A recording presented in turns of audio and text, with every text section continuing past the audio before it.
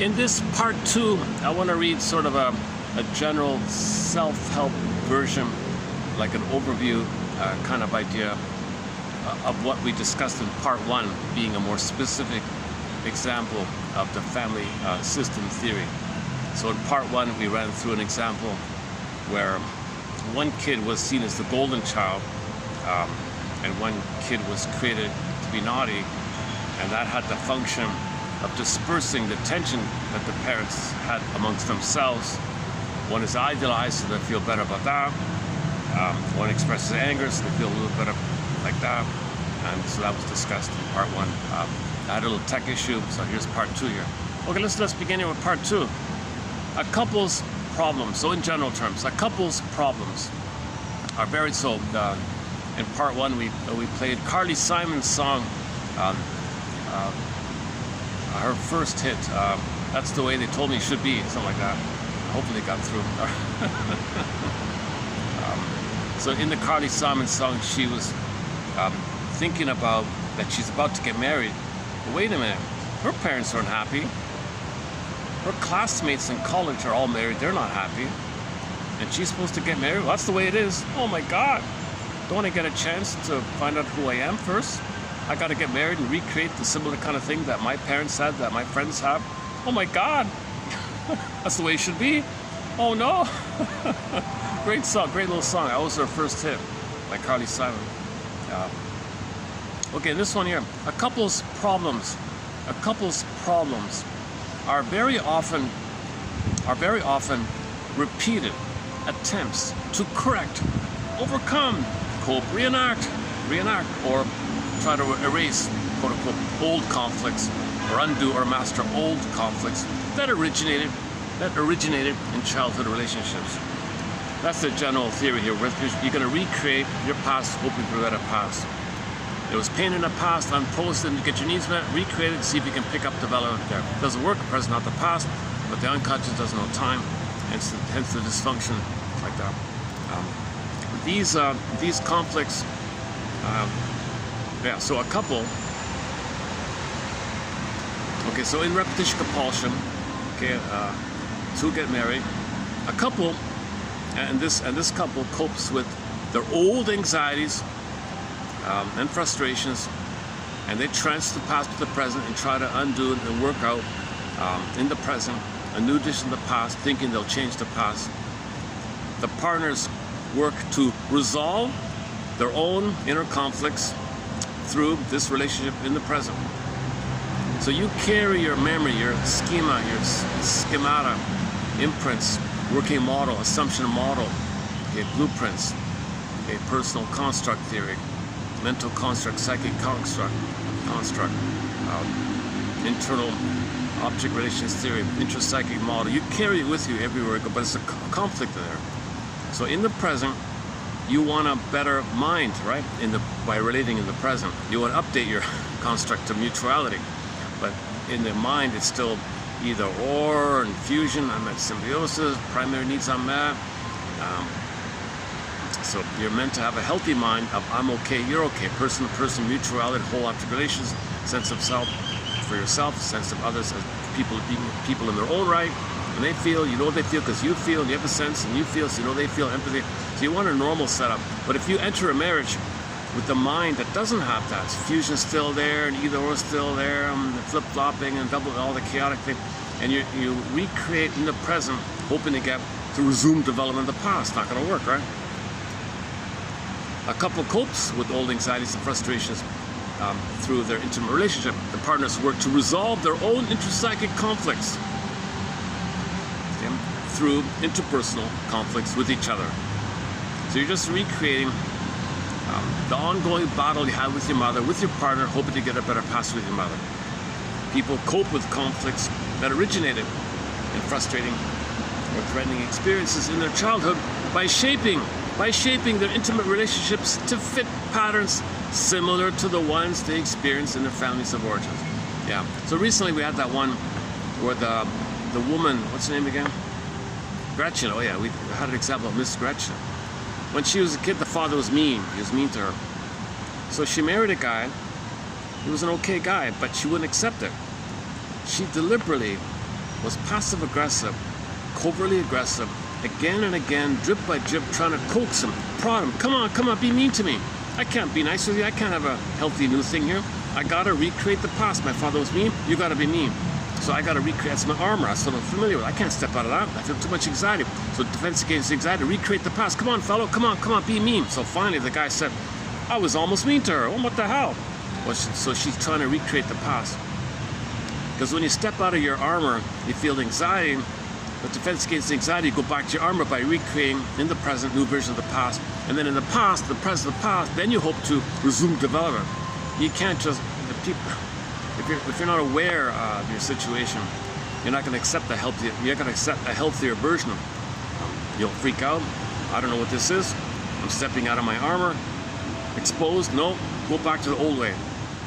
So she had an opportunity for a healthy thing. She rejected the nice guy. Okay, another example was the Eric kid. He had a similar story. Up until 7, he had a terrible childhood, sent to a relative, much nicer, but he couldn't accept it. He was naughty and belligerent, to coax the second family to be naughty like that he had in his first family. He couldn't accept the new thing. So that's the theory about that dysfunction is you create a certain system to cope with your, it's an armor, like the turtle, imagine a knight in his armor, so psychologically speaking, you can't step out of it. So something new and healthy would be stepping out of it. So this defense against the pain you'd feel when you step out of your system, you go back to the armor, recreate the old. So you relive the old. You're not living, you're reliving the old. Marriage is a reliving of the old. And when you relive the old, then you hope from there you'll have a loving mother to get a better past. So that's the confusion with these kind of things.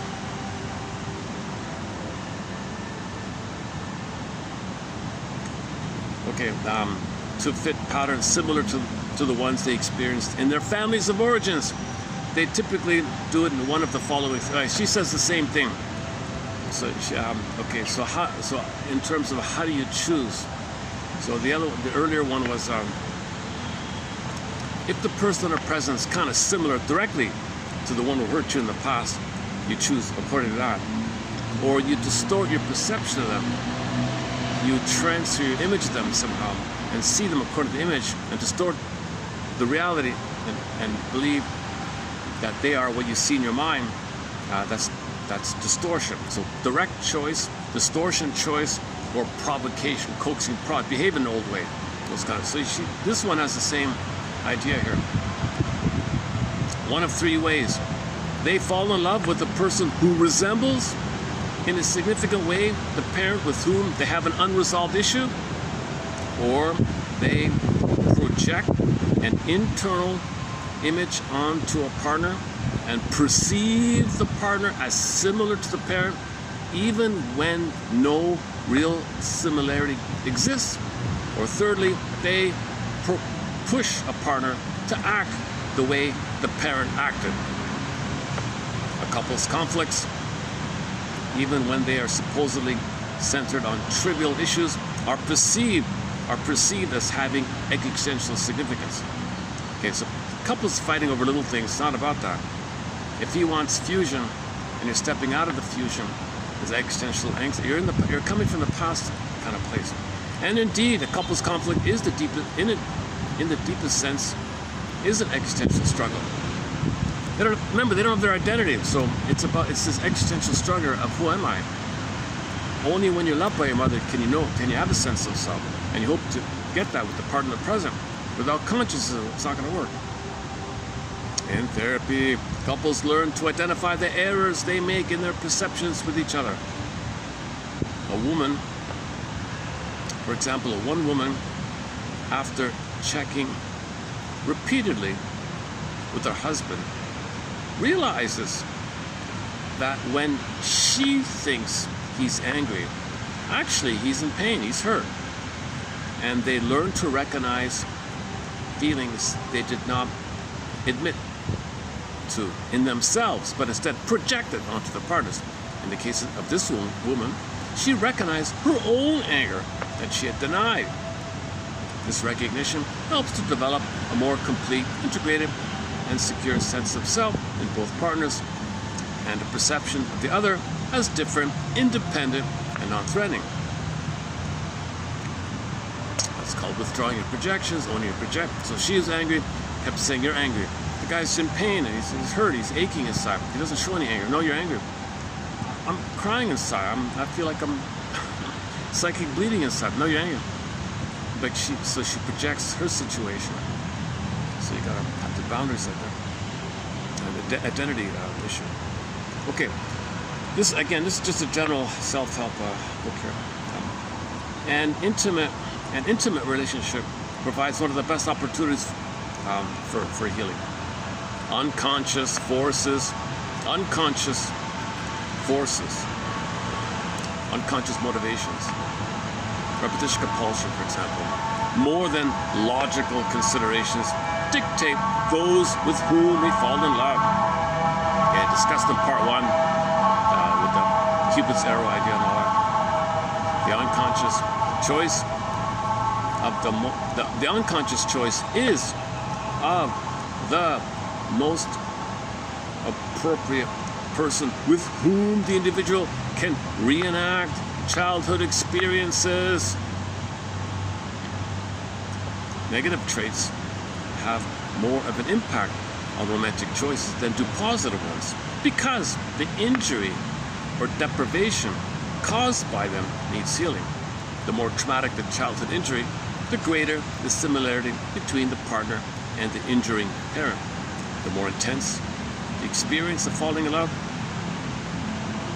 again, the more traumatic the childhood injury, and the greater the similarity between the partner and the injuring parent, the more intense the experience of falling in love. Yeah, so keep that in mind. So this madness idea, yeah, so who was it? Was it Teachworth? Ann Teachworth said, if you have that, wow, oh my God, falling in just one look, mad in love, right? You should hold the phone here.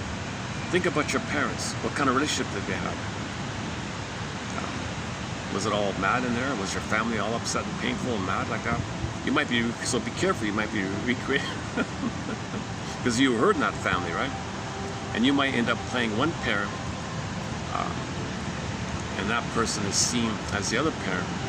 She has the theory about the couple imprint. The child has a couple imprint, wiring in how the father and the mother related to each other.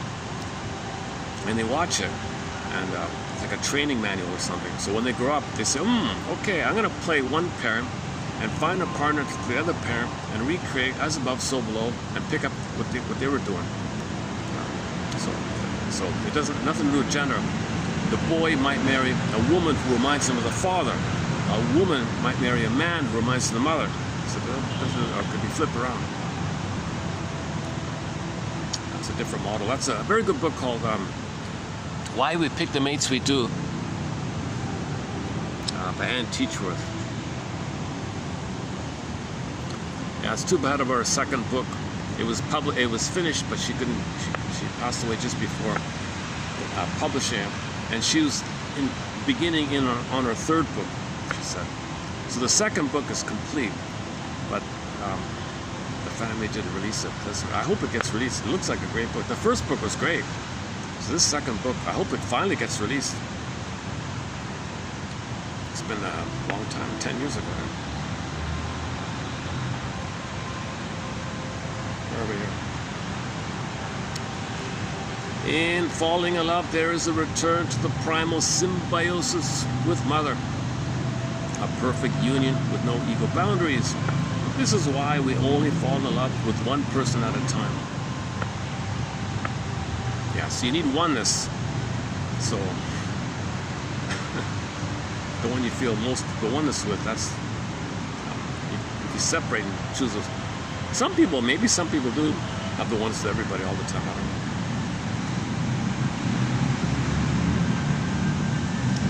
I don't know. That'd be too painful. No, that means you separate each time, right? Okay, the return to the lost paradise recreates the expectation that the lover will fulfill all infantile needs, since falling in love is dictated by an internal romantic image. Lovers feel as if they have known each other forever. I've known you all my life. Because you're projecting the image you've carried all your life onto them, and you've had that all your life. I've known you all my life. You've had that in your mind all your life.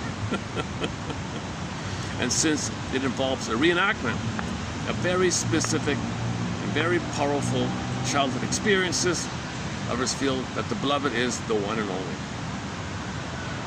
You're my first, you're my last, very white. You're my first, you're my last, you're my everything.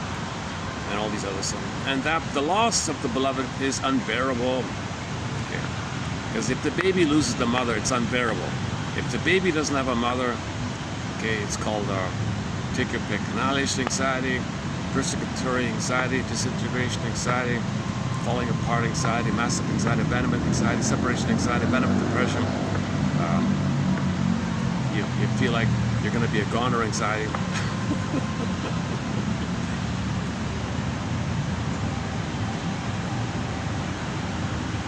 When a couple falls in love, their unconscious choice is mutual and complementary, enabling both partners to express their own core issues together. They create their core issue as a couple, the issue around which most of their later conflicts center. Understanding the connection between unresolved childhood issues and later problems reduces feelings of guilt and shame. Again, understanding the connection between unresolved childhood issues and your current problems takes the edge off, takes all the pain and guilt, because you understand what's going on, right? You're naming it, name entertainment, telling your story about it, name entertainment. Couples who listen to each other's feelings and needs, express empathy, and give each other the things they ask for can keep the spark alive. The reason for this is that expressing empathy and granting the partner's wishes that grow out of the connection between the couple dynamic and childhood issues is the best way to bring about personal and couple growth. As the partners grow psychologically, their relationship grows, and growth is the antithesis of burnout. So fine wine or sour milk, right, in the marriage. Marriage is like fine wine. You grow together, learn together, update, learn, grow, update. But the burnout one, no, same old, no, burnout. All romantic relationships share one dynamic. The next part here, yeah.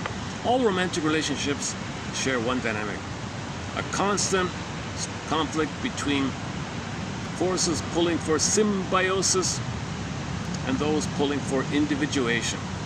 The forces pulling for symbiosis are fueled by the longing. Okay, play the song, constant craving, constant longing, yearning and longing to get back to the safety of the primal symbiosis of the mother. The forces pulling for individuation are fueled by the desire to do something unique and significant that will give meaning to life. When people fall in love, the forces pulling for merging and symbiosis win. But in most relationships, after a period of time, which can be days, months, or years, the forces pulling for individuation become stronger. When a relationship remains stuck in the symbiotic stage, the result is a suffocating relationship in which people have little sense of their individual selves as separate from the other. What we're looking for here is what's called roots and wings. In roots and wings relationships, the roots symbolize intimacy, togetherness, security, and commitment. The wings symbolize self-expression, self-actualization, and individuation. The togetherness supports self-actualization, and the self-actualization strengthens the togetherness. That's the theory, right?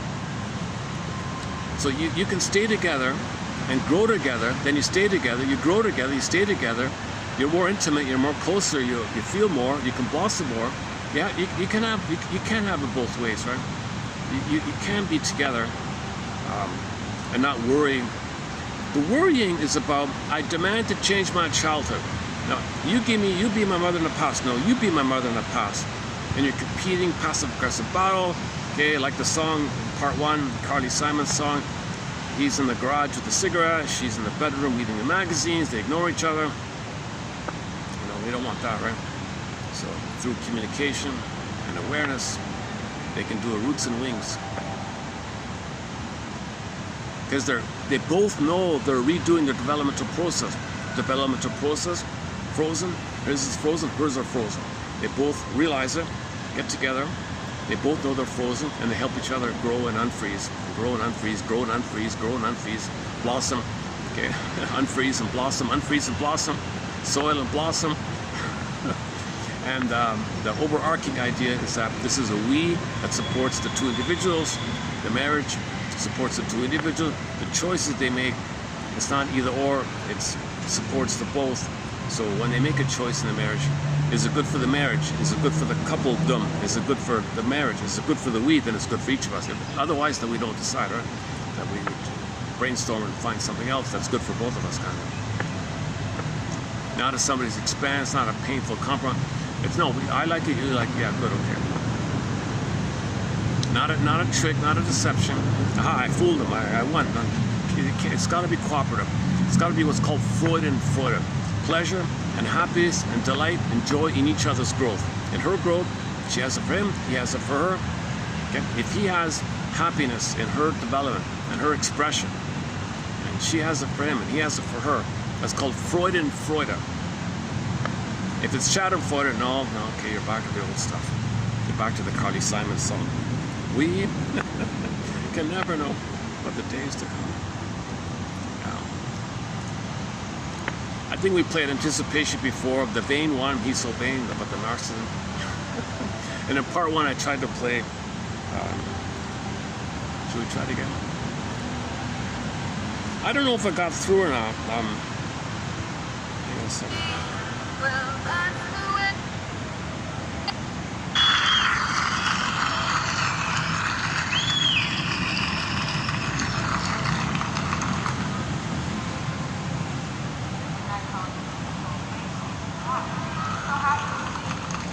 One second. Is the volume up? Do we got the volume up?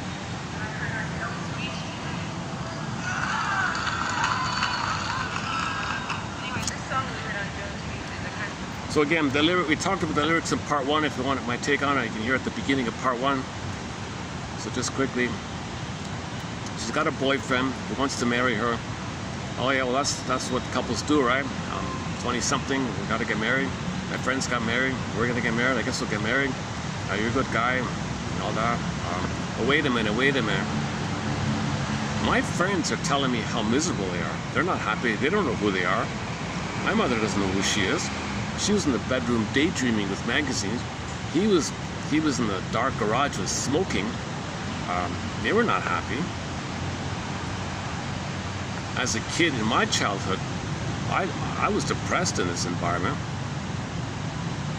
My colleagues who are married, they say they hate themselves for the marriage they're in, and they even say that their kids hate them. Like, holy, you know what?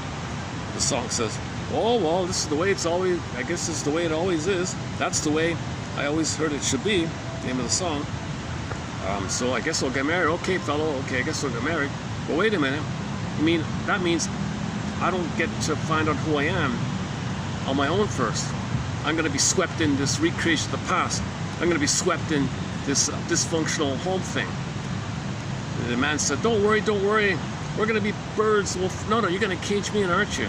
You're going to put me on the shelf in a cage. You want me to be a trophy wife, a model wife. You want me to be a mother, take care of you. And I'm not free like that. A dollhouse thing. Geez, but that's the way it's always. Oh, I guess so. Okay. Weird song about marriage. I promise you tonight.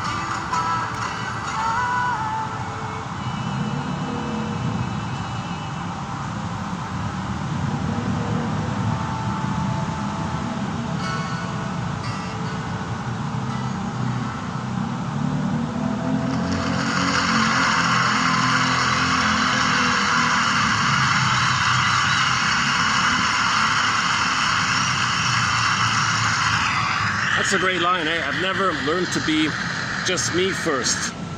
I've never learned to be just me first. So you get married, you don't know who you are. Without consciousness, you'll feel tension and anger by this, and you take it out on the kids, displace onto the kids. And because the pain pump is continuous, you want the kid to play a role, and the continuous role thing, it's a set thing, and it's a homeostasis of the dysfunctional pain of the family, like this. That was in her 20s, eh? And she sang that. It says here 27. In her 50s, here she is performing live using a building converted. That's the train station. Apparently, had good acoustics or something, and people are passing by on the train station. See, that's what that's about. But here it is again, in her 50s.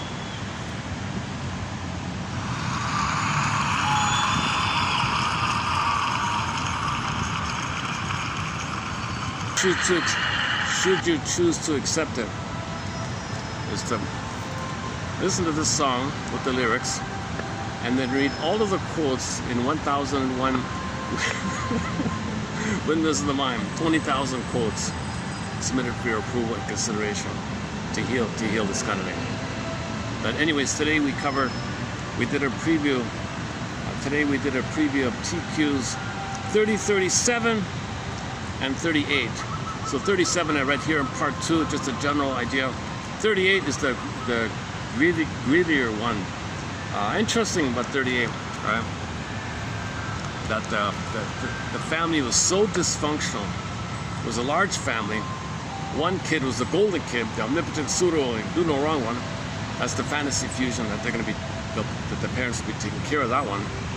No reality like that, so he's free to do what he wants.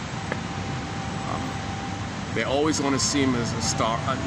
He has no role to. He doesn't have to be a hero or perform or be successful. They just view him as the golden one, the idealized one, the good breast. Now all the anger corresponds to that great idealization. There'll be a corresponding devaluation. All the anger would put on the scapegoated kid. Now in traditional scapegoating, they go out into the world and be naughty. But in this version here, in 38, they had a version where the kid would take the anger onto the other family members, onto the whole family system. That this whole cycling thing going on. Idealization, anger inward like that. Can you believe it?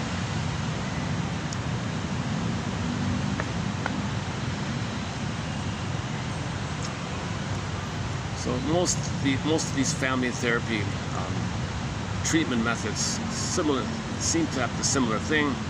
Make people aware. How are you creating this? Your contribution. Notice this. Own your projections, boundaries like that. You feel that. No, you say that. No, you feel. Don't you? And when people realize, so I think one version is the most troublesome one is brought in. So the whole family is seen, and then individuals see the thing, and then each individual branches off to individual therapy to do the one-on-one. And then after that, they can do group therapy into the world like that. So family, individual, then group. Right? So family is to make you aware, individuals to face the baby mother thing. And then finally, when you're out of that, and learn about the world outside of the mother, group is a representative of the world outside the mother. You need the group. You can't bring in your unawareness into the group, nor can you bring in the problem with your mother into the group. The group's the third one, the last one, the most developed one. Some people jump into the group but ignoring the earlier ones. That doesn't work, right? That's Lucy Holmes talking about that. So family, individual, group. So the setup is mother and a child, right? That's two people, pre-edible. Problem there, you do that one-to-one to work that out, mourning, grieving. And you work that out. Well, there was no father to teach you the world outside the mother. Well, that's what groups are for, like a little lab to experiment outside the world, right? How are we doing here? Okay. Maybe I'll just start to wind us down here today, yeah. Oh, let me take up the book I'm referring to here. Okay, so. Okay, I just found it this morning, so maybe we'll have more quotes from it. Let's see. Yeah, it's called Treating, 1989 book called Treating the Borderline Family, A Systemic Approach by Craig Everett, Sandra Halperin, and Sandra Volge. Oh, and Anne Weisler. Whistler or Weisler. Oh, there's four of them. Oh, she's got no title. Oh, I see. Okay, 3 of them have PhDs. One has no. Maybe just like an assistant or something.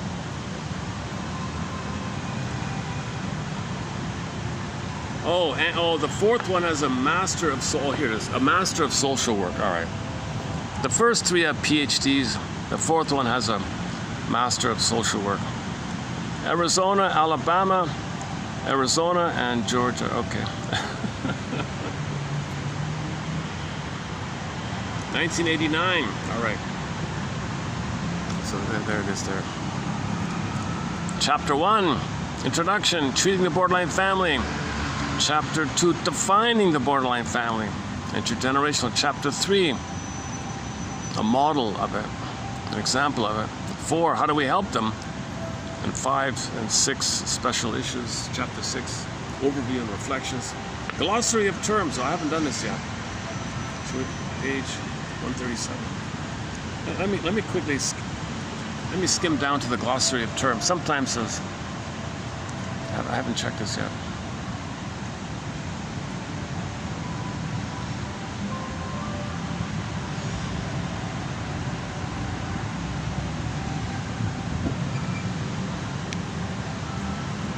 I did see one instrumental cover of that Carly Simon song. I guess I got a really slow connection. Sometimes it takes, sometimes it doesn't even load.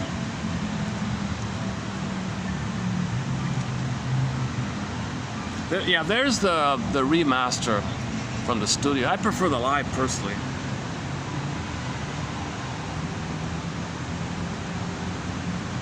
Okay, there's the original, right? There's like the first song in the first album, the one we heard there. That'll be copyrighted. Oh, hold on a sec, let's cover. Maybe this instrumental cover will get through. Let's see. It's just a guy on a guitar here. I've heard his name before. A little overrated. This guy is way overrated. I don't know why Rick Emmett makes a big deal about this guy, but here's a cover, an instrumental cover of Carly Simon's song. That's the way I always heard it should be. Oh, wait for the... Wait for... Trauma affects every kind.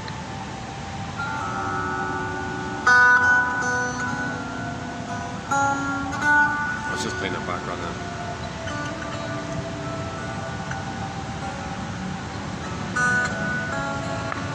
$700,000 views, wow.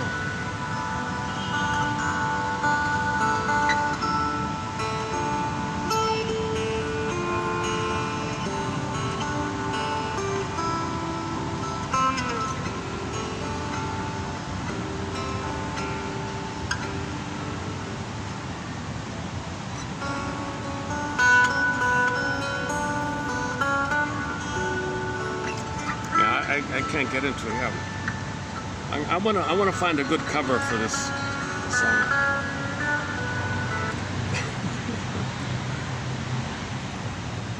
Here's the remaster. Should we try the remaster?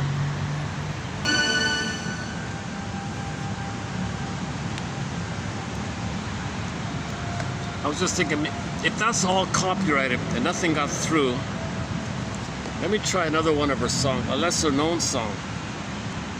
I just found it as well. Let me go to the first album, the debut album.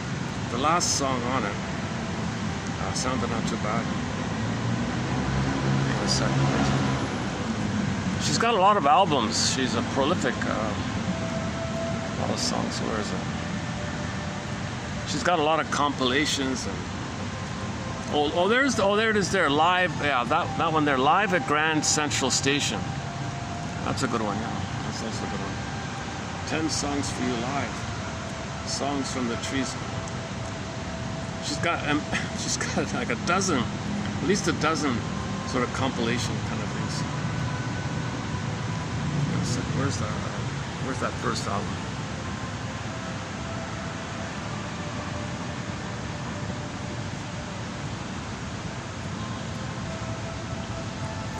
The Greatest Hits Live is great, yeah.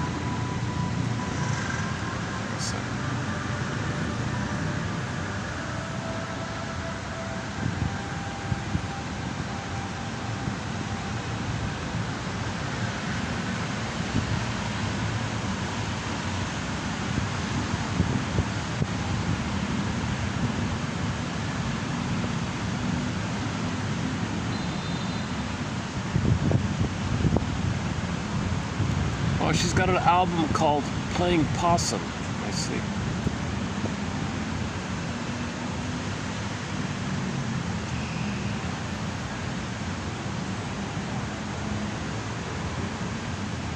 I don't see it on here. Okay, never mind. Oh, here we go. Oh, here we go. Oh, Coming Around Again is her one of her hits. Anticipation. Itsy Bitty Spider.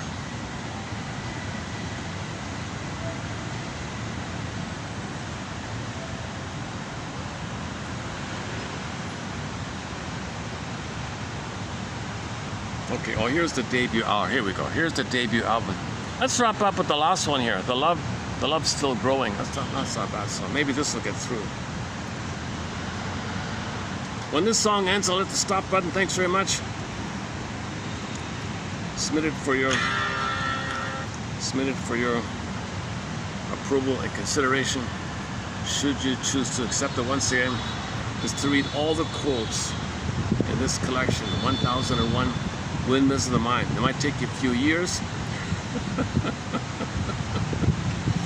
10 minutes a day, 10 quotes a day, 90-10 rule, one hopefully will have that spark of curiosity, leading to empathy and understanding, daily practice. Long ago it was called mental hygiene, every day. When you reintegrate something disowned, like you disavow it, like a key, right? Well, you accept them, then it's you're more complete, you're cleaner, you're clearer, like you're complete, right? Healing and wholeness, right?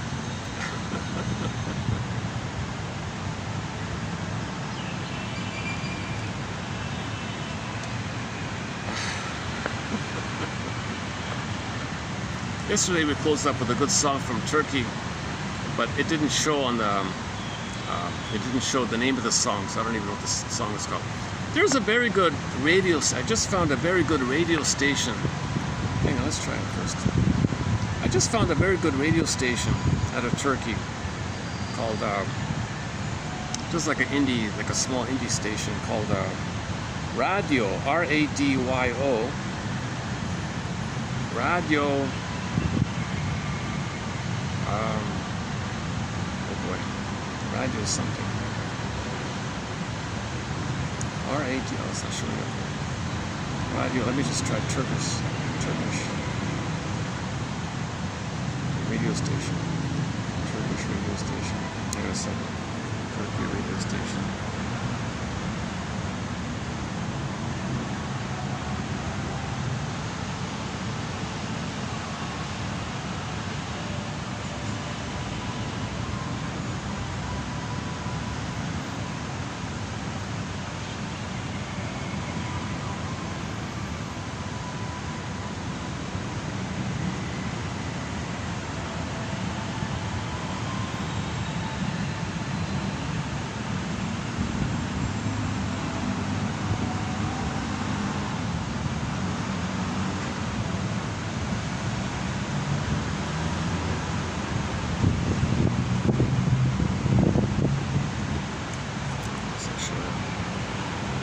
It's on the phone I'm holding, not this one yet.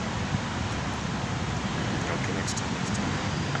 Okay, let's play the Carly Simon song, and wrap it up here for today. Thanks very much.